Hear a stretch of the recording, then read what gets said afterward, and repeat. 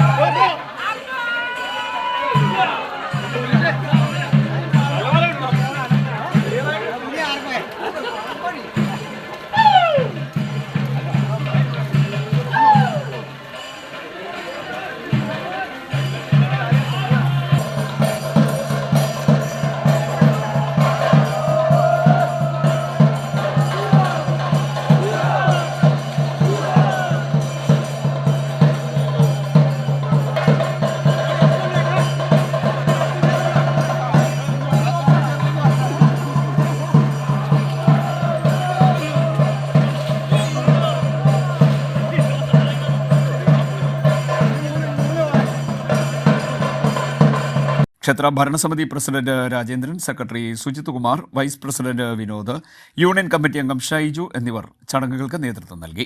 CDNet news, Kayamkulam.